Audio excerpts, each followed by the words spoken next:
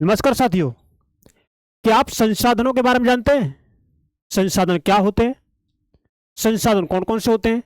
क्या आसपास जो हमें चीजें जो दिखती हैं, क्या वो संसाधन है? क्या संसाधन मानव निर्मित होते हैं? क्या संसाधन प्राकृतिक निर्मित ही होते हैं? संसाधनों में वायु, जल, सूर्य का प्रकाश, क्या ये संसाधन है?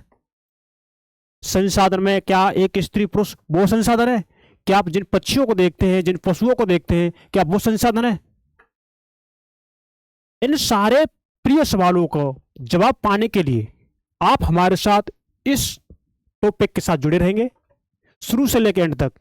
यह हमारी क्लास 8 की एनसीईआरटी ज्योग्राफी की है, संसाधन और विकास। और इसमें हमारा पहला चैप्टर संसाधन, जिसमें हम संसाधन के बारे में पढ़ेंगे। तो इसे शुरू करने से पहले हमारी आपसे रिक्वेस्ट है, आप हमारे इस नंदिनी या इस चैनल को सब्सक्राइब करें, इस वीडियो को अपने दोस्तों में शेयर करें और इस वीडियो को लाइक करें, जिससे हम आपके लिए और बेहतर मेहनत करें और ऐसा कंटेंट हम आपको दें कि जो आपके एग्जाम में एक रामबाण का काम करे। तो चलिए शुरू करते हैं। संसाधन क्या होते हैं? संसाधन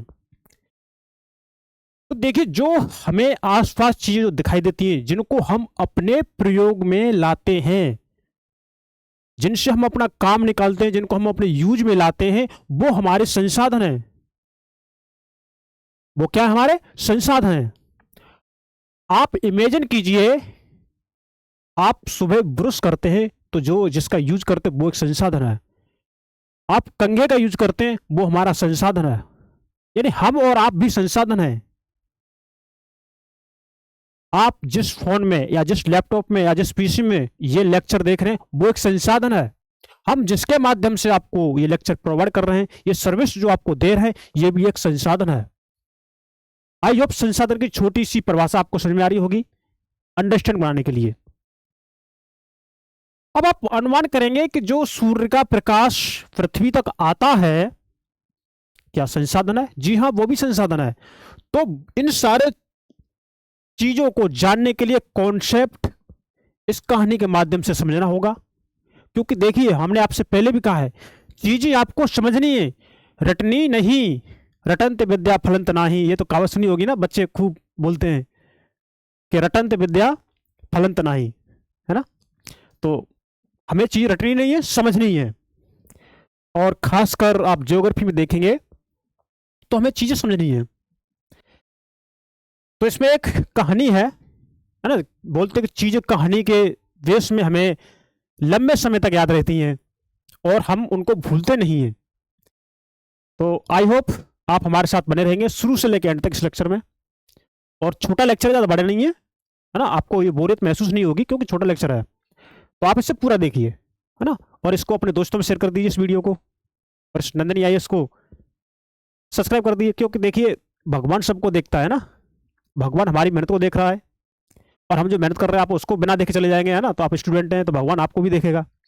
तो आप समझेंगे ना। तो आप हमारे इस वीडियो को लाइक करें, लेक्चर इस लेक्चर को अपने दोस्तों के साथ शेयर करें और हमारे इस चैनल को सब्सक्राइब करें, जिससे हमारी वीडियो आपके पास आती रहे और आप जुड़े रहें और अपनी एक तैयारी को एक नया आयाम दें। तो देखिए, इसमें कहानी है संसाधन की। देखिए क्या कहानी है कि मोना और राजू अपना घर साफ करने में अम्मा की मदद कर रहे थे। यानी आपके घर में अम्मा अम्मा जी होंगी, है ना। तो अम्मा जी की मदद करने के लिए मोना और राजू घर को साफ कर रहे हैं। अम्मा भी कर रही हैं, लेकिन वो साफ करने में हेल्प कर रहे हैं। इन सभी चीजों को देखो, कौन सी चीजें हैं आप देखेंगे? कपड़े, कपड़े आपने देखे, बर्तन, अनाज, कंघा जिससे हम बाल संभालते हैं, शहद की बोतल, किताबें, इनमें से प्रत्येक उपयोगी है। यानी ये तो हमारे लिए उपयोगी है कि नहीं है? आप जानते हैं हमारे लिए बहुत उपयोगी है। मोना ने कहा इसलिए ये महत्वपूर्ण है। यानी मोना ने कहा, ये मोना ने क्या कहा? ये हमारे लिए महत्वपूर्ण है, उपयोगी है। ये इसलिए महत्वपूर्ण है, अम्मा ने कहा, कि ये संसाधन है। क्या है? ये संसाधन है, इसलिए ये महत्वपूर्ण है। संसाधन क्या है? अम्मा से राजू ने पूछा। मतलब आपका जो भी नाम हो, आप अपनी अम्मा से पूछते हैं, अम्मा जी से पूछते हैं, तो अम्मा जी उत्तर देती हैं। देखिए, अम्मा ने बताया कि प्रत्येक वस्तु जिसका उपयोग आवश्यकताओं को पूरा करने के लिए किया जा सकता हो, कोई भी वस्तु जिससे अगर हमारी आवश्यकताएं पूरी होती हैं तो वो क्या होता है, संसाधन है वो। आई होप आपको संसाधन छोटा मोटा परिभाषा एक समझ में आई होगी। इसको और हम थोड़ा विस्तार से देखेंगे, है ना। अपने चारों ओर देखिए, आप थोड़ा नजर घुमाइए, देख लीजिए, प्रैक्टिकल देख लीजिए, वैसे थोड़ा इमेजिन करने के लिए चारों देखिए और निरीक्षण कीजिए कि आप संसाधनों के विविध प्रकारों को पहचानने में सक्षम होंगे। आपके जो संसाधन है, जो विभिन्न प्रकार के जो संसाधन है, आप उनको पहचान सकते हैं। आप प्यास लगने पर जो जल पीते हैं, अगर हमको जो प्यास लगती है, जो हम जल पीते हैं, आप अपने घर में जिस विद्युत का उपयोग करते हैं, इलेक्ट्रिसिटी बोलते हैं, बिजली, विद्युत का उपयोग करते हैं, वो स्कूल से घर पहुंचने के लिए उपयोग किया जाने वाला रिक्शा, स्कूल से जब आप घर जाते हैं या स्कूल से या अपने घर से ऑफिस जाते हैं, तो जिसका हम साधन का यूज करते हैं, रिक्शा वगैरह और कोई चीज, मेट्रो या और अन्य चीज, तो इनका उपयोग करते हैं। तो पाठ्य पुस्तक जिसका उपयोग आप अध्ययन के लिए करते हैं, आपके पास जो पाठ्य पुस्तक रखी हुई है जिस पर आप लिख रहे हैं, वो ये सभी संसाधन है। क्या है, ये सभी संसाधन आपको ये चीज समझ में आ रही होगी, ऐसी मेरी आपसे आशा है। आपके पिता ने आपके लिए नाश्ता तैयार किया है, आपके पिताजी ने आपके लिए नाश्ता तैयार किया है। क्या आपके पिताजी आपके लिए नाश्ता तैयार करते हैं? थोड़ा कमेंट करिए, है ना। उन्होंने जिन ताजी सब्जियों का उपयोग किया है वे भी एक संसाधन है। मतलब ये है कि जो भी ताजी सब्जियां हैं, जो नाश्ता है, नाश्ता बनाने के लिए जिनका उपयोग किया है, वो क्या है, संसाधन है। आई होप संसाधन आपको समझ में आ रहा होगा। जल, विद्युत, रिक्शा, सब्जियां, पाठ्य पुस्तक, सभी में कुछ एक जैसा क्या है ना। उनमें से सभी वस्तुओं का उपयोग आपके द्वारा किया गया है। उनमें जो सभी जो वस्तुएं, क्या आप इनका उपयोग नहीं करते हैं, इसीलिए वे उपयोगी हैं। एक वस्तु अथवा पदार्थ की उपयोगिता, एक वस्तु या पदार्थ इसकी उपयोगिता अथवा प्रयोज्यता उसके एक संसाधन बनाती है। प्रयोज्यता बोलेंगे तो जिन संसाधनों का उपयोग करने में हमें आसानी होती है, वो कहलाते प्रयोज्यता। आई होप समझ में आया होगा। राजू अब जानना चाहता था, क्या जानना चाहता था, कि कोई भी वस्तु संसाधन कैसे बनती है। वो ये जानना चाहता था कि अगर कोई वस्तु संसाधन बनती है तो वो कैसे बनती है। तो आप भी थोड़ा विचार करिए, मतलब आप अपने को राजू की जगह रखकर देखिए, प्रेजेंट करिए और थोड़ा सोचिए इस भाषा के अनुसार। तो अम्मा ने बच्चों को बताया, वस्तुएं उस समय संसाधन बनती हैं जब उनका कोई मूल्य होता है। जो वस्तुएं संसाधन कब बनती हैं, जब उनका कोई मूल्य होता है। जिनका मूल्य यानी कि जो हमारे लिए उपयोगी हैं, तो वो हमारे उपयोग के लिए मूल्यवान हो गई, या जिनके बदले हमें पैसा मिलता है, जिनको बेचकर हमें पैसा मिलता है, तो वो हमारे आर्थिक मूल्यवान हो गई। देखिए, तो जब उनका कोई मूल्य होता है, इसका प्रयोग अथवा उपयोगिता इसे मूल्य प्रदान करते हैं। इसका जो हम प्रयोग करते हैं या हम इसका यूज करते हैं, वो क्या करते हैं, वो हमें मूल्य प्रदान करते हैं। आई होप आपको समझ में आ रहा होगा। सभी संसाधन मूल्यवान होते हैं। कैसे मूल्यवान? अम्मा ने ये कह दिया। अब देखिए, मूल्य का अर्थ महत्व होता है। भाई, जिसका महत्व ज्यादा होगा उस वस्तु का मूल्य अधिक होगा। अब जिस वस्तु या पदार्थ का महत्व कम होगा तो वो वस्तु उतनी ही कम मूल्यवान होगी। ये तो आप सब लोग जानते हैं, नॉर्मल कॉन्सेप्ट है। कुछ संसाधनों का आर्थिक मूल्य होता है, मतलब पैसे, लेन देन, जिसको बेच करके पैसे मिलते हैं या हमारी इकोनॉमिक ग्रोथ होती है। तो कुछ संसाधनों का आर्थिक मूल्य होता है, जबकि कुछ संसाधनों का आर्थिक मूल्य नहीं होता है। देखिए, कुछ संसाधन का आर्थिक मूल्य होता है लेकिन कुछ का नहीं होता। उदाहरण के तौर पर आप देखेंगे, यानी उदाहरणार्थ धातुओं का आर्थिक मूल्य होता है।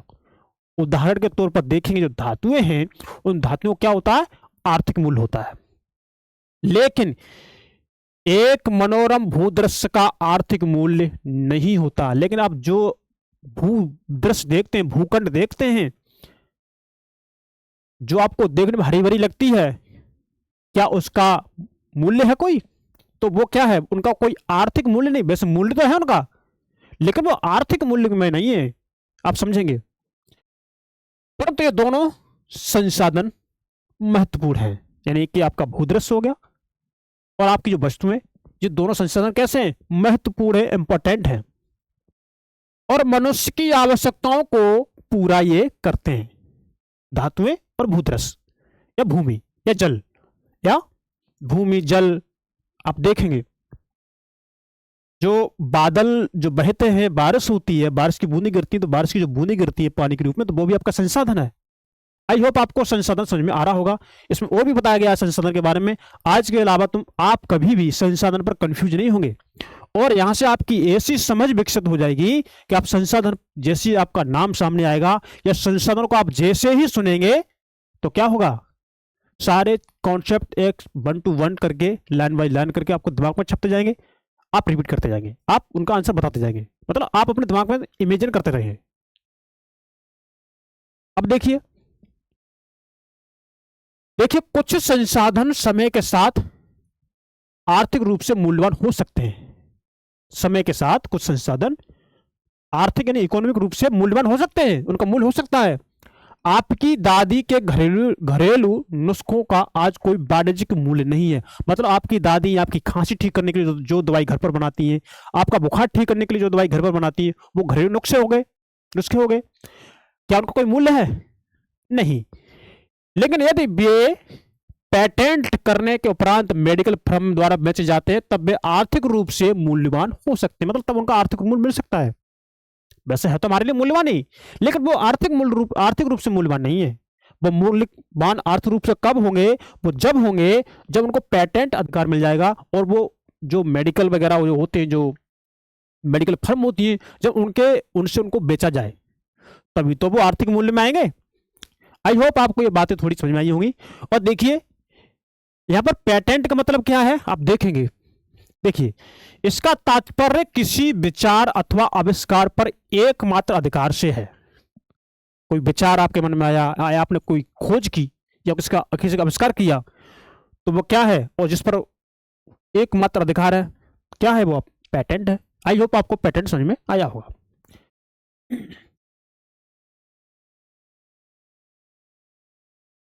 अब देखिए शब्दावली थोड़ी देखेंगे, क्या है इसमें? प्रौद्योगिकी, किसी कौशल करने अथवा वस्तु बनाने में नवीनतम ज्ञान का अनुप्रयोग प्रौद्योगिकी कहलाती है, या फिर प्रौद्योगिकी है। यानी कोई हमने किसी कौशल करने अथवा वस्तु बनाने में, कोई हम वस्तु बनाते हैं, उसके लिए हमें नवीन जो नया ज्ञान होना चाहिए उसे बनाने के लिए। इससे पहले हमने वो बनाई नहीं है, हमने बनाई है तो हमने कहीं से वो ज्ञान सीखा है। जब वो हमने कहीं से ज्ञान सीखा है तो हमारा नवीनतम ज्ञान हो गया। तो हम नवीनतम ज्ञान का अनुप्रयोग यानी प्रयोग हम प्रौद्योगिकी के रूप में यूज करते हैं। तो आपको ये प्रौद्योगिकी समझ में आई होगी। अब देखिए समय और प्रौद्योगिकी दो महत्वपूर्ण कारक हैं। समय, टाइम, और टेक्नोलॉजी, है ना। तो समय और प्रौद्योगिकी दो महत्वपूर्ण कारक हैं जो पदार्थों को संसाधन में परिवर्तित कर सकते हैं। जो पदार्थ हैं और पदार्थों को किसमें? संसाधनों में परिवर्तित यानी चेंज कर सकते हैं। आई होप आपको समझ में आया होगा। दोनों लोगों की आवश्यकताओं से संबंधित हैं। ये दोनों क्या है? इन दोनों की ही लोगों की आवश्यकता है, लोगों को जरूरत है ना। तो दोनों लोगों की आवश्यकताओं से संबंधित हैं। लोग स्वयं ही सबसे महत्वपूर्ण संसाधन हैं।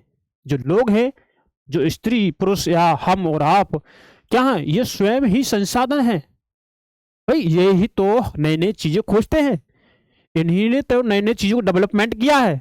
तो ये भी अपने आप में एक बहुत बड़े संसाधन है। और भाई जब इनको कोई कौशल नहीं होगा, कोई ज्ञान नहीं होगा, तो चीजें कैसे सर्च कर पाएंगे? आप थोड़ा विचार कीजिए। तो ये भी थोड़ा संसाधन है ना, थोड़ा क्या पूरा ही संसाधन है अपने आप में। ये बहुत बड़े संसाधन है। आप विभिन्न तरह की खोज देखते हैं, करता तो मानव ही है। आपने देखें रेलवे बना दिया, वायुयान बना दिया, जलपोत बना दिया, विभिन्न प्रकार के हथियार बना दिए, तो क्या ये संसाधन है? बना कौन रहा है? मानव। तो मानव खुद अपने आप में एक बहुत बड़ा संसाधन है। आई होप आपको संसाधन समझ में आया होगा। देखिए, ये लोगों के विचार है ना, ये लोगों के विचार, ज्ञान, आविष्कार और खोज ही है। क्या? लोगों के विचार, लोगों के ज्ञान और आविष्कार ही क्या है? ये खोज ही है जो और अधिक संसाधनों की रचना करते हैं। मतलब इससे और अधिक संसाधन बनते हैं। भाई ज्ञान नहीं होगा तो कर पाएंगे क्या? नॉलेज ही नहीं है तो क्या कर लेंगे बताओ? प्रत्येक खोज अथवा आविष्कार से बहुत से अन्य खोज एवं आविष्कार होते हैं। यानी कोई खोज हुई या कोई प्रत्येक खोज या कोई आविष्कार हुआ, उससे अन्य और भी खोजें होती हैं, उससे अन्य और भी आविष्कार होते हैं। आप देखेंगे इसमें आग की खोज से खाना पकाने की पद्धति, जैसे आग की खोज हुई तो किसी व्यक्ति ने आग की खोज की होगी। जब उस आग की खोज हुई तो आप देखेंगे वर्तमान में उस आग का कहां कहां किस लिए यूज होता है। एक चीज से अन्य चीजों की भी जानकारी प्राप्त हुई, अन्य चीजों की भी खोजें हुई। तो जिस तरह से आग की खोज से खाना पकाने की पद्धति एवं अन्य प्रतिक्रियाओं का प्रचलन हुआ, जबकि पहिए के आविष्कार से अनंत परिवहन का भी परिवहन देखेंगे अब, अनंत परिवहन की नवीनतम विधियों का विकास हुआ, है ना। किसी ने पहिया बनाया, सबसे पहले पहिए का आविष्कार किया होगा चाक को देख करके। जब पहिया बना तो पहिए से आप देख सकते हैं कितने वाहन बन गए, है ना, कितनी गाड़ियां दौड़ रही हैं। अब देखिए, जल विद्युत बनाने की प्रौद्योगिकी ने तेजी से बहते जल से ऊर्जा उत्पन्न करके उसे एक महत्वपूर्ण संसाधन बना दिया, है ना। जो हम इलेक्ट्रिसिटी, बिजली प्राप्त करते हैं, विद्युत प्राप्त करते हैं, जल से बन रही है, कोयले से भी बन रही है। तब देख सकते हैं एक खोज से कितनी खोज डिपेंड है ना। एक की खोज हुई, उससे बहुत सारी खोज निकल रही है। कहने का मतलब यह है, आप समझेंगे, हमारी एक पाठ्य पुस्तक मानव और संसाधन, ये क्लास 8 की एनसीईआरटी है, पहला अध्याय है। तो क्लास 8 की एनसीईआरटी का नाम है मानव और संसाधन, और उसमें 5 चैप्टर हैं ना। तो खोज मानव संसाधन की, और उसमें देखिए और कितने चैप्टर आ रहे हैं। आप खुद ऐसे चीजों को इमेजिन करिए। अब देखिए, माँ और बेटी, है ना, प्यारा चित्र है ना ये माँ और माता जी और बेटी, ये बोल रहे हैं कि एक बहुत महत्वपूर्ण संसाधन है माता जी, और इसलिए मैं भी एक संसाधन हूं, बेटी बोल रही है ना। चित्र प्यारा है। मतलब हम और आप, बेटी और माता जी, ये भी एक संसाधन है। हम और आप भी संसाधन है। एक प्रेमी और प्रेम का वो भी संसाधन है। एक सैनिक वो भी संसाधन है। एक टीचर वो भी संसाधन है। एक कर्मचारी वो भी संसाधन है। तो आई होप संसाधन आपको समझ में आ रहा होगा। अब देखिए, संसाधनों के प्रकार आप देखेंगे, सामान्यतः संसाधनों को प्राकृतिक, मानव निर्मित और मानव में वर्गीकृत किया गया है। संसाधनों को कहां कहां वर्गीकृत किया गया? देखिए, प्राकृतिक रूप में वर्गीकृत किया गया, मानव निर्मित जो मानव ने बनाया है, और स्वयं मानव में वर्गीकृत किया गया है। तो आपको मालूम पड़ा होगा कि संसाधन कहां कहां बांटे गए हैं, है ना, कैसे कैसे वर्गीकरण किया गया है इनका। आई होप आपको ये चीजें समझ में आ रही होंगी, है ना। तो एक बार फिर आपसे कह रहा हूं आपसे कि यदि आपको हमारी वीडियो अच्छी लगती है, देखिए हम प्रयास कर रहे हैं आपके लिए, हमें आपसे बदले में कुछ और नहीं चाहिए। हम आपका एक मोटिवेशन चाहते हैं, और हम अपना मोटिवेशन बढ़ाना चाहते हैं। वो कैसे होगा? आपके एक लाइक से होगा, आपके एक कमेंट से होगा, और आपके एक सब्सक्राइब से होगा। देखिए, इतना तो फर्ज बनता है यार, समझ सकते हैं आप लोग, है ना। तो इतना तो करिए। और हम आपके लिए मेहनत कर रहे हैं, दिन रात मेहनत कर रहे हैं, अच्छा कंटेंट दे रहे हैं। एनसीईआरटी आपके लिए जरूरी है। देखिए, एग्जाम से पहले, अभी आपके एग्जाम में टाइम है ना। आप माइंड को थोड़ा रिलैक्स करिए, और हड़बड़ाहट को थोड़ा कम करिए, और आप एनसीईआरटी पढ़ लीजिए। देखो आपका एग्जाम कैसे निकलता है। करंट भी होगी आपकी, सी सेट आप देख रहे होंगे, है ना। आप अपने PYQ देख लीजिए सी सेट के 10 से 15 साल के PYQ हैं, आप उनको बार बार लगा लीजिए, 5-7 बार लगा लेंगे आप, तो आपका सी सेट की समस्या खत्म हो जाएगी। और आप प्रैक्टिस करते चलिए साथ साथ, तो आपकी चीजें कितना धड़ल्ले से आगे बढ़ेंगी,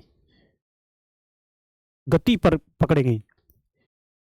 अब देखिए, एक अम्मा की सूची है ना। देखिए क्या क्या सूची, अम्मा की सूची देखेंगे आप थोड़ा समझने के लिए, है ना। देखिए, सूती वस्त्र, लोह अयस्क, बुद्धि, औषधीय पौधे, चिकित्सा ज्ञान, कोयला निक्षेप, मनोरम दृश्य, कृषि भूमि, शुद्ध पर्यावरण, लोकगीत, सुहावना मौसम, समझ सकते हैं ना आप, संसाधन परिपूर्णता, एक अच्छी संगीत ध्वनि। आप गाने सुनते हैं, ध्वनि सुनते हैं, कहते हैं कि यार ये अच्छा नहीं है, हाँ ये बहुत अच्छा है। किसी को गम लगी होती है ना, मुझे पीने का शौक नहीं, वो गम लगी होती है ना, तो वो गाना सुनते हैं, तो वे संगीत की तो धुन है वो। तो दादी माँ के घरेलू नुस्खे, जो दादी माँ जो घर में जो भी नुस्खे बनाती हैं दवा या छोटी मोटी बीमारियों को खत्म करने के लिए, मित्रों व परिवारों से स्नेह, ये क्या है, ये सारे आपके संसाधन है। आई होप आपको संसाधनों की लिस्ट आपको समझ में आई होगी और आपको अच्छी भी लग रही होगी, है ना। तो भाई प्लीज आप कमेंट जरूर कीजिए, है ना। हमें आपके कमेंट का बहुत बेसब्री से इंतजार रहता है, विश्वास कीजिए। मैं चाहता हूं आपका एक लाइक बढ़े और आपका एक कमेंट आए, वीडियो अच्छी लग रही है या नहीं लग रही, वीडियो में और सुधार चाहिए लेक्चर में या नहीं, आपको क्या नीड है क्या नहीं, बस ये लिख के जरूर भेज दीजिए। तो आई होप आपको मेरी बातें समझ में आ रही होंगी, समझ में आनी चाहिए। देखिए, प्राकृतिक संसाधन, है ना, प्राकृतिक संसाधन आप देखेंगे। देखिए, जो संसाधन प्रकृति से प्राप्त होते हैं, क्या, जो संसाधन प्रकृति से प्राप्त होते हैं वो कहलाते हैं प्राकृतिक संसाधन। आई होप प्राकृतिक संसाधन की छोटी सी परिभाषा आपको समझ में आई होगी। आगे और पढ़ते हैं। और अधिक संशोधन के बिना उपयोग में लाए जाते हैं, मतलब उनमें कोई ज्यादा संशोधन करने की जरूरत नहीं है हमें, और वो हमें अपने उपयोग में हम उसे लाते, अपने यूज में लाते हैं। जैसे आप देखेंगे वायु, जिसमें हम सांस लेते हैं, अभी भी सांस ले रहे हैं। हमारी नदियों और झीलों का जल, जो हमारी नदियां हैं और जो झीलें, उनका जल आप देख रहे होंगे, नहीं देख रहे अभी तो नहीं देख रहे होंगे, लेकिन देखा होगा आपने। मृदा और खनिज, मिट्टी और खनिज जो निकलते हैं, सभी प्राकृतिक संसाधन है। क्या है ये? प्राकृतिक संसाधन है। क्या इनको किसी मानव ने बनाया है? नहीं। इन संसाधनों में से बहुत से प्रकृति के निःशुल्क उपहार हैं, मतलब प्रकृति में वो निःशुल्क मिलते हैं, उनके बदले हमें कुछ कीमत नहीं चुकानी पड़ती, और सीधे ही उपयोग में ये ला जा सकते हैं। इनको हम सीधे ही अपने यूज में ले सकते हैं, अपने उपयोग में ला सकते हैं। कुछ परिस्थितियों में प्राकृतिक संसाधन का सबसे अच्छी तरह उपयोग करने के लिए औजारों और प्रौद्योगिकी, टेक्नोलॉजी का, इनकी आवश्यकता हो सकती है। कुछ जो प्राकृतिक संसाधन है उनका हम अगर बेहतर से उपयोग करना चाहते हैं तो उसके लिए हमें उस समय और औजार और टेक्नोलॉजी चाहिए, यानी प्रौद्योगिकी चाहिए। प्राकृतिक संसाधनों को विस्तृत रूप से, जो भी प्राकृतिक संसाधन है उनको विस्तृत रूप से नवीकरणीय और अनवीकरणीय संसाधनों में विभाजित किया जा सकता है। तो आपको एक कॉन्सेप्ट मिल गया से, आपसे कॉन्सेप्ट ही बोलेंगे इसको, कि जो भी हमारे प्राकृतिक संसाधन हैं इनको नवीकरणीय और अनवीकरणीय संसाधनों में विभाजित किया जा सकता है। आई होप आपको ये समझ में आया होगा। अब देखिए, आप देखेंगे नवीकरणीय संसाधन वे संसाधन हैं जो शीघ्रता से नवीकृत अथवा पुनः पूरित हो जाते हैं, मतलब जिनको हम दोबारा से यूज कर सकते हैं। इनमें से कुछ असीमित हैं और उन पर मानवीय क्रियाओं का प्रभाव नहीं होता। इनमें कुछ जो संसाधन, जो जो नवीकरणीय संसाधन हैं, कुछ ऐसे हैं असीमित हैं, है ना, कुछ कैसे असीमित हैं और उन पर जो मानव की जो क्रियाएं हैं, उन क्रियाओं का उन पर कोई असर नहीं पड़ता है। जैसे सौर, सूर्य से आने वाला प्रकाश, सौर बोलेंगे। पवन ऊर्जा, यह सीमित है, ऐसा तो नहीं हम किसी को, इसको हम किसी में बंद कर लेंगे फिर मिलेगा नहीं, नहीं, ये चलता रहता है। लेकिन फिर भी कुछ नवीकरणीय संसाधनों जैसे जल, मृदा, वन का लापरवाही से किया गया उपयोग उनके भंडारण को प्रभावित कर सकता है। लेकिन कुछ जो नवीकरणीय संसाधन जैसे जल हो गया, मृदा हो गई, वन है, अगर हम इनका लापरवाही से यूज करते हैं तो इनके भंडारण हैं, इनके उन पर प्रभाव पड़ सकता है। जल असीमित नवीकरणीय संसाधन प्रतीत होता है। जल जो है असीमित है और नवीकरणीय संसाधन है, इसे नवीकरण किया जा सकता है, ऐसा प्रतीत होता है। लेकिन फिर भी जल की कमी और प्राकृतिक जल स्रोतों का सूखना आज विश्व के बहुत से भागों में एक बड़ी समस्या है। लेकिन फिर भी जल की समस्या आ रही है सामने, असीमित है, इसे पुनः मतलब नवीकरण किया जा सकता है, लेकिन फिर भी इसकी हमें समस्या उत्पन्न हो रही है। आई होप आपको नवीकरण संसाधन समझ में आया होगा। अब देखिए, अब जल की जो समस्या उत्पन्न हो रही है किस वजह से हो रही है, हम उसका उपयोग जो कर रहे हैं ना, सही से नहीं कर रहे। जरूरत हमें यूज करने की 1 लीटर की है, हम बर्बाद कर देते 50 लीटर पानी, मीठा पानी जो हमारे पीने योग्य है, जो हमारे सिंचाई योग्य है। बताइए, अब वो पानी जो हम बर्बाद करते हैं ना, तो वो फसलों में जा रहा, वेस्टेज हो रहा है, भाप बन के उड़ रहा है ना। अब उसमें कुछ पानी जाता है, कुछ ऐसे खराब हो जाता है, पीने योग्य है नहीं है, भौम संचलन इतनी जल्दी हो नहीं पाता, तो क्या है, वेस्टेज तो हो रहा है। अब देखिए, अनवीकरणीय संसाधन आप देखेंगे, वे संसाधन है, अनवीकरणीय संसाधन वे संसाधन है जिनका भंडार सीमित है। ये सीमित है इनका भंडार, अगर ये खत्म हो गए, इनको दोबारा से पुनः रिस्टोर नहीं किया जा सकता, पुनः नवीकरण नहीं किया जा सकता। भंडार के एक बार समाप्त होने के बाद उन्हें नवीकृत अथवा पुनः पूरित होने में हजारों वर्ष लग सकते हैं। कितना, हजारों वर्ष। अब जीते हम 60-70 साल है, बाद हजारों वर्ष की हो रही है, तो हमारे लिए क्या फायदा, 1000 वर्ष पता नहीं क्या हो जाए। यह अवधि मानव जीवन की अवधि से बहुत अधिक है ना। यह अवधि है जो मानव जीवन से अधिक बड़ी अवधि है।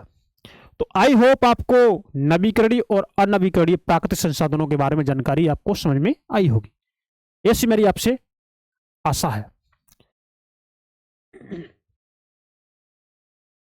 अब देखिए, इसमें अब देखेंगे, थोड़ा आगे देखेंगे कि इस प्रकार के संसाधन अनवीकरणीय कहलाते हैं। आप देखेंगे अन्य अनवीकरणीय संसाधन कौन कौन से हैं, है ना। अनवीकरणीय संसाधन कौन कौन से हैं, जैसे आपका कोयला हो गया, कोयला, पेट्रोलियम तथा प्राकृतिक गैसें इसके कुछ एग्जाम्पल हैं, कुछ उदाहरण हैं। आई होप आपको ये समझ में आया होगा। प्राकृतिक संसाधनों का वितरण भूभाग, जलवायु, ऊंचाई जैसे अनेक भौतिक कारकों पर निर्भर करता है। किससे, जैसे जलवायु पर निर्भर करता है, भूभाग पर निर्भर करता है, ऊंचाई, एल्टीट्यूड बोलते हैं ना, उस पर निर्भर करता है, अनेक भौतिक कारकों पर यह निर्भर करता है। पृथ्वी पर इन कारकों में विभिन्नता होने के कारण संसाधनों का वितरण असमान है। हाँ, पृथ्वी पर ये जो कारक है इनमें विभिन्नता है, जब विभिन्नता है तो पृथ्वी पर संसाधनों का वितरण भी असमान तरीके से, मतलब भिन्न भिन्न है। आई होप आपको यहाँ तक मेरी बात समझ में आई होगी। और उसमें देखो, ये दिखाया गया शब्दावली, आप देखेंगे संसाधन का भंडार कैसे। देखिए, यह उपयोग के लिए संसाधन की उपलब्ध मात्रा है।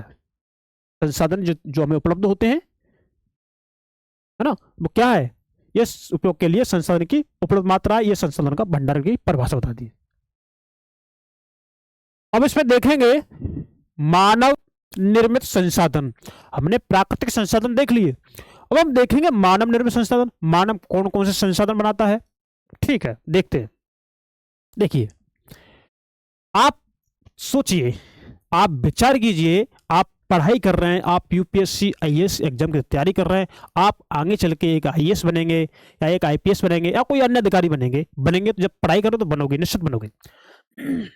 अब विचार कीजिए, आपने ऐसी कौन सी चीज बनाई है जिसका आपने यूज किया है? विचार कीजिए, क्या उस जो आपने जो चीज बनाई है, क्या उससे आपकी कोई समस्या समाप्त हुई है? क्या वो आपके जीवन में उपयोगी है? आपको उससे एक दिन भी लाभ हुआ हो, एक घंटे भी लाभ हुआ, ऐसी कोई चीज है? अगर है तो कमेंट कीजिए। देखिए, कभी कभी प्राकृतिक पदार्थ तब संसाधन बन जाते हैं जब उनका मूल रूप बदल दिया जाता है ना? ये प्राकृतिक पदार्थ हैं, जब उनका मूल रूप होता है उनको बदल दिया जाता है और हम अपने जरूरत के अनुसार उनको यूज में लाते हैं, है ना? तो ये मानव संसाधन में आता है। जैसे आपका लोहा अयस्क हो गया, लोहा अयस्क, जब लोहा अयस्क उस समय तक संसाधन नहीं था, जब ये लोहा अयस्क था तो उस समय तक संसाधन नहीं था, जब तक लोगों ने उससे लोहा बनाना नहीं सीखा था। जब लोहा अयस्क से लोहा बनाना सीख गए तब वो लोहा संसाधन हो गया। जब उससे लोहा बनाना नहीं जानते थे तो वो लोहा अयस्क था, तब वो संसाधन नहीं था, है ना?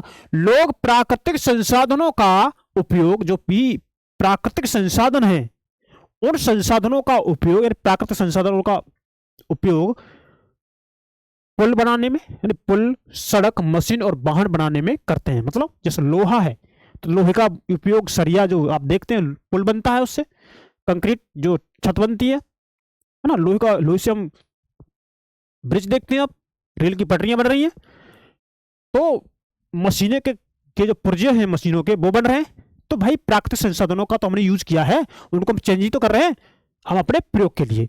तो ये सारी चीज क्या है? ये संसाधनों का उपयोग हो रहा है किसके रूप में? पुल, सड़क, मशीन और वाहन बनाने में। जो मानव निर्मित संसाधन के नाम से जाने जाते हैं। प्रौद्योगिकी भी एक मानव निर्मित संसाधन है, टेक्नोलॉजी जो मानव ने बनाई है, मशीनें बनाई हैं। मशीन बनाने का विचार मानव के दिमाग में आया होगा, उसके लिए जो टूल यूज होते हैं वो भी मनुष्य ने बनाए हैं।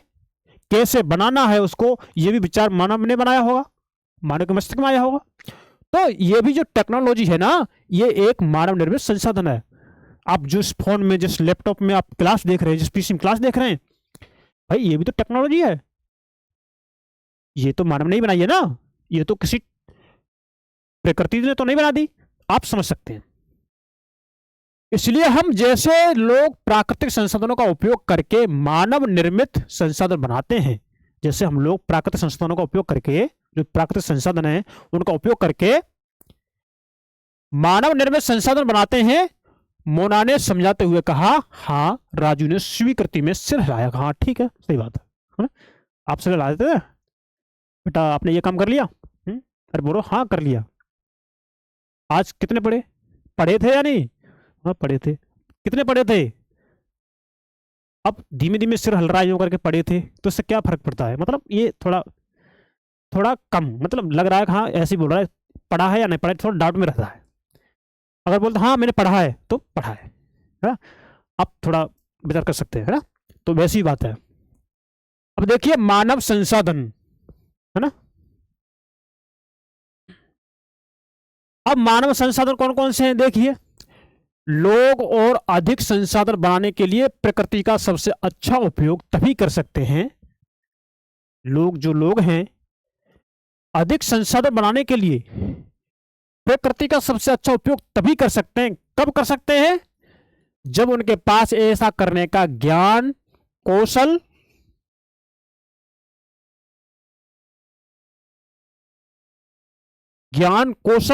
और प्रौद्योगिकी उपलब्ध हो, तभी मानव प्राकृतिक चीजों का अपने लिए यूज कर सकता है। जब उसके पास ज्ञान हो, कौशल हो, टेक्नोलॉजी हो, तभी तो कर पाएगा।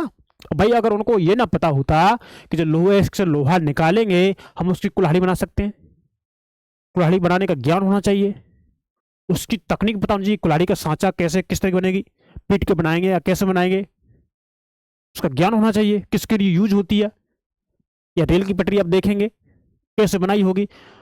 तो इन सारी चीजों को, प्राकृतिक संसाधनों को यूज करने के लिए हमें ज्ञान, तकनीकी और टाइम थोड़ा लगता ही है, और कौशल ये चीज हमें आनी चाहिए, तभी हम प्राकृतिक संसाधनों का यूज अपने लिए कर सकते हैं। आई होप आपको मेरी ये बात समझ में आ रही होगी। इसलिए मनुष्य एक विशिष्ट प्रकार का संसाधन है। क्या है? मनुष्य कैसा है? मनुष्य इसीलिए एक विशिष्ट प्रकार का संसाधन। मैंने क्या कहा? मनुष्य स्वतः ही अपने आप में एक बड़ा संसाधन है। मनुष्य स्वतः ही अपने आप में एक बड़ा संसाधन है। मनुष्य ने अपने संसद बनाने के लिए, अपने जरूरतों को पूरा करने के लिए उसने प्रकृति का दोहन किया है, और वर्तमान में हो रहा है, आप देख रहे हैं। अतः लोग मानव संसाधन है ना? लोग मानव संसाधन है। शिक्षा और स्वास्थ्य लोगों को बहुमूल्य संसाधन बनाने में मदद करते हैं। आप लोगों को शिक्षा दीजिए, एजुकेशन दीजिए, उनके स्वास्थ्य का देखभाल करिए। अरे इसलिए तो सरकार शिक्षा पर, स्वास्थ्य पर कितना पैसा खर्च कर रही है। नई शिक्षा नीति देखिए, अब देखिए, अगर नई शिक्षा नीति अगर ना आई होती, अगर ये ऑनलाइन पढ़ाई अगर ना हुई होती, हम मानेंगे, तो आप घर से बैठे बैठे क्लास देख पा रहे होते क्या?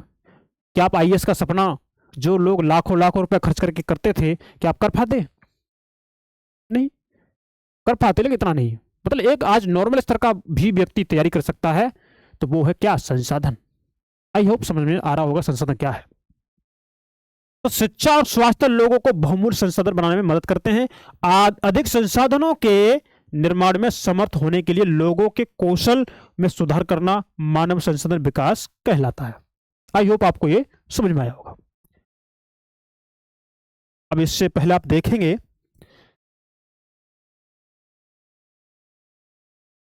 देखिए इसमें लिखा है क्या? पढ़े एवं मनन करें। मनुष्य एक दूसरे पर निर्भर है। विश्वास कीजिए, विश्वास मत कीजिए, आप खुद अनुमान कीजिए। क्या आप हमारे ऊपर डिपेंड नहीं है? क्या आप लोग टीचर पर डिपेंड नहीं है? क्या टीचर आपके ऊपर डिपेंड नहीं है? तो मनुष्य एक दूसरे पर निर्भर है। किसान सभी के लिए अन्न उपजाते हैं। ये किसान है, सभी के लिए अन्न उपजाते हैं। वैज्ञानिक कृषि से जुड़ी विभिन्न समस्याओं और अन्न उत्पादन बढ़ाने के लिए उपाय खोजते हैं। मतलब वैज्ञानिक उपाय खोजते हैं कि फसल कैसे अच्छी उत्पादित हो, फसलों को सूखा से कैसे बचाया जाए, किसानों को समय समय पर जानकारी देना। अब तो ऐप चल गए हैं ना, जिससे माध्यम, जिससे पता चलता है कि हाँ कल बारिश होगी या 1 घंटा बारिश होगी, जिससे फसल बोने से पहले जो फसल बोते हैं वो देख लेते हैं। अगर हम फसल बो देते हैं तो हमारा नुकसान होगा, अगर हम उसको फॉलो करते हैं तो हमारा नुकसान होने से बच जाएगा। अब हम फसल की कटाई कर रहे हैं, देखा खोल के हाँ आज बारिश होने वाली है, तो हम अपना गल्ला आज नहीं कूटेंगे, कल या 2-3 दिन बाद कूटेंगे, जिससे अनाज निकालेंगे फिर मार्केट में बेचेंगे। तो ये भाई संसाधन ही तो है। तो आप समझ रहे होंगे हमारी इस बात को। अब देखिए थोड़ा इस चित्र में देख लेते हैं। ये है सूखे के कारण फसलों का विनाश। सूखा पड़ गया, फसलों का विनाश हो गया। तो क्या मैं इसका समाधान निकाल सकती हूं? इन्होंने कहा, भाई इन्होंने कहा क्या मैं इसका समाधान निकाल सकती हूं? इनके मन में विचार आया, हाँ क्यों नहीं, निकाल सकती हूं। फिर उन्होंने बताया, देखिए यह सब ज्ञान शिक्षा और कौशल के कारण संभव हुआ है। सूखे से बचाने का ज्ञान, फसलों को अधिक उपज देने वाली चीजें, कृषि यंत्र उपकरण, क्या है ये, इनके बारे में जानकारी शिक्षा और ज्ञान कौशल के कारण संभव हुआ है कि हम इसका समाधान निकाल पाए। आई होप आपको एजुकेशन की स्थिति पता चल गई होगी, पढ़ाई की स्थिति। अब देखिए, क्या आप जानते हैं, है ना, मतलब क्या आप जानते हैं ना, सर कहते रहते हैं। तो मतलब मैं आपको थोड़ा आपके दिमाग में हिट करने के लिए बोलता हूँ, जिससे आपका ध्यान आकर्षित हो, है ना, चीज़ आपके थोड़ी दिमाग में जाए। तो इसमें खुद लिखा है एनसीईआरटी में, क्या आप जानते हैं? देखिए, मानव संसाधन से तात्पर्य लोगों की संख्या और योग्यता, लोगों की संख्या और उनकी योग्यता मानसिक तथा शारीरिक से है ना। मानव संसाधन से तात्पर्य क्या है? लोगों की संख्या और उनकी योग्यता से है। यद्यपि मानव को संसाधन मानने के संदर्भ में लोगों में मतभेद है। लोगों को संसाधन मानने के संदर्भ में लोगों में क्या है? मतभेद है। इतना होते हुए भी इस तथ्य से इनकार नहीं किया जा सकता कि मूलतः मनुष्य की कुशलताएं ही भौतिक पदार्थों को मूल्यवान संसाधन बनाने में सहायता करती हैं। आई होप आपको ये कोटेशन समझ में आई होगी ना। और आपको ये थोड़ा कार्टून टाइप में है ना, ये समझ में आया होगा। तो भाई देखिए, आपके एनसीईआरटी आपको समझाने के लिए क्या ना क्या प्रयास कर रही है, मतलब बच्चा किस तरह सीखे, बच्चे को सीखने की नीड है। अब देखिए, आप देखेंगे संसाधन संरक्षण। मोना ने एक बड़ा स्वप्न देखा। अब देखिए, ये मोना सो रही है, ये है ना, ये मोना सो रही है, ये आप जब सोते हैं है ना, लड़की है ये, तो ये सो रही, तो उसको सपने आ रहे हैं, तो ये मुंह फाड़ गई है ना। ये मुंह फाड़ गई है, ये सपने में देखो, ये दिख रहा है, ये सारा बंजर सूखा हुआ, ये देखो कैसे पेड़ सूख रहे हैं, ये देखो कैसे कंकाल पड़े हुए हैं, जानवर मर चुके हैं, बंजर हो चुका है सारा, है ना। तो ये स्वप्न आ रहा है मोना को। तो मोना ने एक बड़ा स्वप्न देखा। उसने देखा कि पृथ्वी पर सारा जल सूख गया है। जब पृथ्वी पर सारा जल सूख गया, तब इमेजिन कीजिए, और सारे पेड़ कट गए हैं, जल सूख गया, पेड़ कट गए हैं, वहां पर ना तो छाया ही थी और ना कुछ खाने पीने के लिए था, ना तो वहां पर कोई छाया थी और ना कुछ खाने पीने के लिए। लोग परेशान हो रहे थे, चारों तरफ भोजन और छाया की तलाश में निराश घूम रहे थे। जो लोग थे चारों तरफ भोजन की तलाश में और छाया की तलाश में भी निराश होकर के घूम रहे थे। उसने अपनी माँ को सपने के बारे में बताया। उसने पूछा, अम्मा क्या यह सच में हो सकता है? तो अम्मा ने कहा, हाँ हो सकता है, ये अम्मा ने उत्तर दिया। अब देखिए, अब अम्मा इनके बारे में बता रही हैं, है ना, आपकी अम्मा जी आपको बता रही हैं, यदि हम नवीकरणीय संसाधनों के प्रति सतर्क नहीं रहते हैं तो वे बहुत ही दुर्लभ हो सकते हैं। अगर जो नवीकरणीय संसाधन है जिनको हम दोबारा यूज कर सकते हैं, अगर उनके प्रति हम सतर्क नहीं है तो क्या हो सकता है, तो वे बहुत ही दुर्लभ हो सकते हैं। अनवीकरणीय संसाधन निश्चय ही समाप्त हो सकते हैं। जिनका हम नवीकरण नहीं कर सकते, या जिनका नवीकरणीय या जिनका भंडारण हजारों सालों में हो सकता है, तो भाई हमारा जीवन छोटा है, भंडारण होगा हजारों सालों में, तो हमें उससे क्या ही फायदा। तो वो संसाधन जो अनवीकरणीय संसाधन है वो निश्चय समाप्त हो सकते हैं। राजू ने पूछा, हम इसके लिए क्या कर सकते हैं? बहुत कुछ, अम्मा ने कहा, आप बहुत कुछ कर सकते हैं।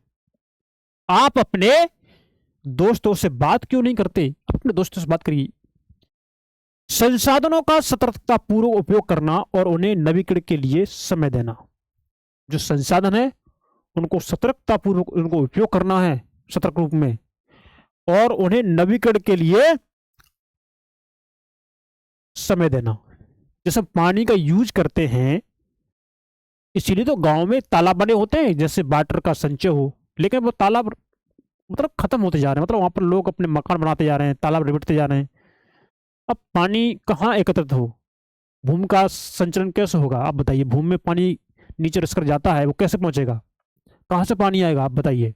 पानी ऐसे बिखरा घूम रहा है ना, भाप बन के उड़ रहा है, कहीं कैसी बर्बाद हो रहा है, तो हम उसे नवीकरण कर पा रहे हैं? नहीं। आप समझ सकते हैं। अब देखिए, नदियां कैसे, जल कैसे दूषित हो रहा है, क्या वो हमारे यूज के लिए है? नहीं। कौन कर रहा है इसे यूज? भाई गंदे पानी कौन यूज कर रहा है, बताइए। तो वही वो बात उन्होंने कही है कि संसाधनों का सतर्कता पूर्वक उपयोग करना और उन्हें नवीकरण के लिए समय देना संसाधन संरक्षण कहलाता है। आई होप आपको संसाधन संरक्षण की परिभाषा समझ में आई होगी। संसाधनों का उपयोग करने की आवश्यकता और भविष्य के लिए उनके संरक्षण में संतुलन बनाए रखना सतत पोषणीय विकास कहलाता है, सस्टेनेबल डेवलपमेंट। जो 17 हैं, जो संयुक्त राष्ट्र ने इनकी स्थापना इनके लिए लॉन्च किया था, इनको 2015 में, ये 2030 तक है ना। पहले पर पॉवर्टी हो गई, दूसरे पर हंगर, है ना। जब गरीबी नहीं होगी तो भाई लोग भूखे नहीं रहेंगे, जब भूखे नहीं रहेंगे तो लोग स्वस्थ रहेंगे। तो पहले पे गरीबी हो गई, दूसरे पर नो हंगर, तीसरे पर स्वस्थ, है ना। जब स्वस्थ होंगे तो आप एजुकेशन पर ध्यान देंगे, एजुकेशन, चौथे पर एजुकेशन हो गया, पांचवें पर आपका जेंडर इक्वलिटी, हाँ, लड़की लड़की समान पढ़ेंगे, छठवें पर आपका जल हो गया, जल को बचाना है, तो इस तरह के आपके जो 17 विकास हैं, 17 सस्टेनेबल डेवलपमेंट गोल हैं, आप ये आपकी जुबान पर रटे होने चाहिए, आपकी जुबान पर ऐसे रटे होने चाहिए, क्योंकि ये आपके वो संसाधन ही को तो संरक्षित कर रहे हैं, संसाधनों को तो ही वो बढ़ावा दे रहे हैं। इस पर संयुक्त राष्ट्र ने अपनी पहल दी थी 2015 में। कहाँ अलग है? रिलेट करिए आप अपने इस टॉपिक से। आज सरकार लाखों लाखों करोड़ों करोड़ रुपया खर्च कर रही है आपकी कनेक्टिविटी बढ़ाने में, है ना। आपके रोड बन रहे हैं, फ्लाईओवर बन रहे हैं, आपके उद्योग धंधे आपके बाजारों से कनेक्ट हो रहे हैं। क्या इस संसाधन ही तो है? प्रदूषण को कम करने के लिए आप समझेंगे विभिन्न तरह की पॉलिसियां चलाई जा रही हैं, ग्रीन मफलर लगाया जा रहा है। आप देखेंगे जहाँ इंडस्ट्री होती है तो उसके जो जो बाउंड्री होती है उसमें कितने पेड़ लगे होते हैं, फुलवारी देखेंगे। भाई पर्यावरण को शुद्ध रखा जाए, जरूरत है उसकी, तो क्या ये संसाधन है? तो 5-6 मैंने बता दिया आपको, आप इनको याद कर लेंगे, जरूरी है आपके लिए। देखिए संसाधनों का संरक्षण के अनेक तरीके हैं, संसाधन का संरक्षण है इनके अनेक तरीके हैं। प्रत्येक व्यक्ति उपभोग को कम करके वस्तुओं के पुनः चक्रण और पुनः उपयोग द्वारा योगदान दे सकता है। मतलब व्यक्ति जो है उसका उपभोग कम करे, जरूरत हो उसके अनुसार उपयोग करे। मतलब अगर आपको जरूरत 1 लीटर पानी की है तो आप 1 लीटर पानी ही यूज करें, आप 1 की जगह 5 या 10 ना करें। अगर 5 और 10 कर देंगे तो आपकी जो पीढ़ी है, क्या आप उसके लिए जल को सुरक्षित कर रहे हैं? भाई आपने तो यूज कर लिया, अब आपकी जो पीढ़ी आएगी, आपके जो बच्चे होंगे, तो उन्हें भी तो स्वच्छ जल चाहिए, उन्हें भी तो स्वच्छ जल पीने का अधिकार है, उन्हें भी तो स्वच्छ सांस लेने का अधिकार है या नहीं है? तो अपनी पीढ़ी का भी ख्याल रखें ना, पीढ़ियां गाली देती हैं, समझ सकते हैं आप। तो वही बात उन्होंने की है ना। अंततः यह एक विभिन्नता बनाता है, क्योंकि सभी जीवन एक दूसरे से जुड़े हैं। सभी जीवन कैसे हैं? एक दूसरे से जुड़े हैं। उस शाम बच्चों और उनके मित्रों ने पुराने समाचार पत्रों, व्यर्थ वस्त्रों तथा बांस की डंडियों से लिफाफे और खरीदारी के लिए थैले बनाए थे। मतलब जो उनके घर में पड़े हुए थे, कागज थे, लिफाफे थे, उनके वस्त्र थे फटे पुराने, है ना, तो उनको रिसाइकिल करना सीख लिया। देखिए जो लिफाफे उनके लिए हम थैला बनाए, जो मार्केट से सब्जी रख के लाएंगे, हम क्यों पन्नी की पॉलिथीन खरीदें, हम क्यों अपने एनवायरनमेंट को दूषित करें? देखिए दिमाग विकसित हुआ। भाई आप एक आईएएस बनेंगे, आईपीएस बनेंगे, तो आपको भी ऐसी पॉलिसी बनानी पड़ेगी आपके प्रशासन को चलाने के लिए। तो देखिए कैसे वस्त्रों के थैले बनाए हैं ना, बांस की डंडियां, लिफाफे वगैरह, इनसे काम की चीज बनाने शुरू कर दी। तो भाई वो वेस्टेज जो आप उसे घूरे पर कहीं फेंक देते या कहीं डस्टबिन में डाल देते या कहीं जहाँ कूड़ा करकट इकट्ठा होता आप वहाँ डाल देते, तो कचरा बढ़ता, गंदगी फैलती। लेकिन उसको क्या कर लिया, रिसाइकिल, पुनः यूज में ले लिया। क्या है? संसाधन। मोना ने कहा हम इन वस्तुओं में से कुछ वस्तुओं उन परिवारों को देंगे जिन्हें हम जानते हैं। मतलब जो हमने जो वस्तु बनाई है, हम इन वस्तुओं कुछ जो परिवार है जिन्हें हम जानते हैं उनको दे देंगे, तो भाई उनको जो जरूरतें हैं वो यूज कर पाएंगे उसके लिए। आप खुद देखिए आपके घर में जो कपड़े फट जाते हैं, तो आपकी माता जी या आपकी बहन जी तो ये क्या करती है, उनका तकिया बना लेती है, या कोई दरी वगैरह, है ना। क्या क्या उनको वेस्ट होने दिया? नहीं, वो हमारे लिए यूज में आ गई। देखिए हमारे लोग कितने यहाँ के समझदार हैं, है ना। मुस्तफा ने कहा अपने संसाधनों को बचाना और अपनी पृथ्वी को सजीव रखना यह एक बहुत अच्छा कार्य है। मुस्तफा ने कहा अपने जो संसाधन है आप उनको बचाइए और क्या करेंगे, अपनी पृथ्वी को सजीव रखना है। और ये कैसा कार्य है? एक बहुत अच्छा कार्य है। जेसी ने कहा मैं बहुत ही सतर्क रहूंगी इन चीजों को लेकर के, मैं कोई चीज वेस्ट नहीं होने दूंगी कि कागज व्यर्थ ना हो। कागज व्यर्थ नहीं होना चाहिए, क्यों? कागज को बनाने के लिए उसने स्पष्ट किया कि कागज को बनाने के लिए बहुत से पेड़ों को काट दिया जाता है, तब कागज बनता है। पेड़ काट के उनकी लुगदी बनती है, तब कागज बनता है। देखिए, है ना। आज अब कागज लेते ना, फाड़ के फेंक दिया, विचार किया है ये कागज कैसे बना है, और पेड़ कैसे कम हो रहे हैं, और हमारी जनसंख्या बढ़ रही है, पेड़ कम होते जा रहे हैं, एनवायरमेंट फैलता जा रहा है ना। पेड़ कम हो रहे हैं, अब मतलब एक समस्या से बहुत समस्या पैदा हो रही है, मतलब ये है, एक बीमारी से बहुत बीमारियां, शरीर में कोई एक बीमारी लग जाए बहुत बीमारी हो जाती है। तो वही बात है ना। अब देखिए अपना ये बना रहे हैं कैसे, टोकरी बना रहे हैं ये, है ना, थैला बना रहे हैं ये, बना रही है ना। और देखो पानी को कैसे यूज कर रहे हैं ढंग से, और देखो बिजली कैसे ढंग से यूज कर रहे हैं ये, तो इनको ज्ञान आ गया है ना। तो आई होप आपको भी संसाधन के बारे में ज्ञान आ गया होगा, ऐसी मेरी आपसे आशा है ना। देखिए मैं ध्यान रखूंगा कि मेरे घर में विद्युत व्यर्थ ना हो, मैं ध्यान रखूंगा कि मेरे घर में जो विद्युत है वो व्यर्थ ना हो। ऐसा नहीं कि गर्मी का मौसम है, अगर हम पंखा चला रहे हैं तो जरूरत है फिर भी चला रहे हैं, और जरूरत नहीं है फिर भी चल रहा है, ये हमें क्या फर्क पड़ रहा है, पैसे दे देंगे? नहीं, पैसा देने से सारी समस्या खत्म नहीं होती मेरे भाई, क्योंकि बिजली कोयले से बनती है, पानी से बनती है। मुस्तफा ने जोर से कहा कि विद्युत जल और कोयले से मिलती है ना। बिजली जो मिलती है आपको, जो विद्युत मिलती है आपको, वो किससे? जल और कोयले से आपको विद्युत मिलती है। मैं विश्वास दिलाती हूं कि घर में जल बेकार नहीं होगा। क्यों नहीं होगा? कि जल की एक एक बूंद मूल्यवान है, इसलिए जल बेकार नहीं होगा। उसको समझ में आ गया कि जल कितना मूल्यवान है। आशा ने कहा, बच्चों ने कहा, हम सब मिलकर अंतर ला सकते हैं। आशा बोली और जो बच्चे बोल बच्चों ने कहा कि हम सारे लोग मिलकर के एक अंतर ला सकते हैं। अब थोड़ा विचार करिए, ये कुछ कार्य मोना, राजू और उनके मित्रों ने किए हैं। आपका क्या विचार है, आप बता दीजिए ना, आप क्या विचार रखते हैं इस चीज में, आप कोई सुधार करेंगे? अच्छा आप ये बताइए, आपने पर्यावरण को कैसे बचाया है, आपने संसाधन कैसे बचाए हैं, कमेंट भी कीजिए।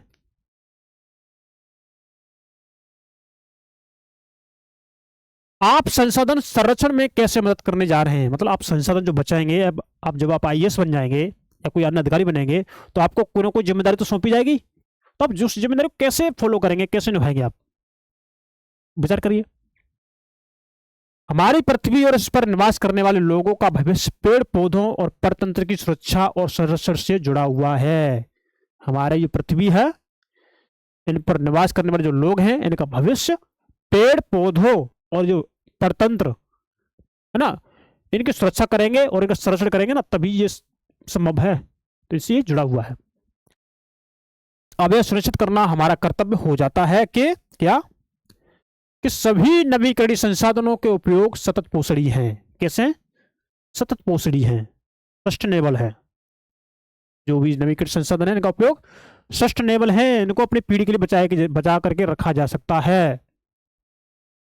पृथ्वी पर जीवन की विविधता संरक्षित की जाए, पृथ्वी पर जो भी डाइवर्सिटी है ना, उनको संरक्षण किया जाए, वो जरूरी है। प्राकृतिक पर्यावरण तंत्र की हानि को कम से कम किया जाए, जो भी प्राकृतिक जो पर्यावरणीय तंत्र हैं उनको कम से कम हानि की जाए। आई होप आपको ये मेरी बातें समझ में आई होंगी। और ये थोड़ा इसमें दिया गया सतत पोषणी विकास के कुछ सिद्धांत हैं, इनको थोड़ा देख लेंगे। देखिए, जीवन के सभी रूपों का आदर और देखभाल, जीवन के जो भी रूप है उनका आदर करिए, उनकी देखभाल करिए। मानव जीवन की गुणवत्ता को बढ़ाना, है ना। पृथ्वी की जीवन शक्ति और विविधता का संरक्षण करना, पृथ्वी की जो विविधता है उसको संरक्षित करेंगे तभी तो पृथ्वी की जीवन शक्ति बढ़ेगी, है ना। प्राकृतिक संसाधनों के ह्रास को कम से कम करना, जो प्राकृतिक संसाधन है उनको कम से कम नुकसान पहुंचाना, कम से कम यूज करना। ह्रास जो हो रहा है, जो नुकसान हो रहा है, उनको कम से कम करना, है ना। पर्यावरण के प्रति व्यक्तिगत व्यवहार और अभ्यास में परिवर्तन, जो पर्यावरण में जो परिवर्तन हो रहा है उसके लिए प्रत्येक व्यक्ति का अभ्यास यानी उसके प्रयास करना चाहिए उसको सुधारने के लिए। समुदायों को अपने पर्यावरण की देखभाल करने योग्य बनाना, अपने जो समुदाय है उनको इस तरह से योग्य बनाना कि वो अपने पर्यावरण की देखभाल करें। This is most very important, है ना। अवर फ्यूचर है ना, हमारे भविष्य के लिए जरूरी है। तो प्रिय छात्रों, ये हमारा टॉपिक हो गया समाप्त, है ना। तो यदि आपको हमारी ये वीडियो अच्छी लगती है तो मेरी आपसे रिक्वेस्ट है, आप हमारे इस चैनल को सब्सक्राइब करें, सब्सक्राइब करें, सब्सक्राइब करें। इस वीडियो को लाइक करें और इसको अपने दोस्तों को शेयर करें। तो आप अपने पढ़ाई में मस्त रहिए, व्यस्त रहिए, और आप अपने स्वास्थ्य का ख्याल रखिए। मिलते हैं नेक्स्ट क्लास में, तब के लिए नमस्कार, थैंक यू, धन्यवाद, बाय बाय।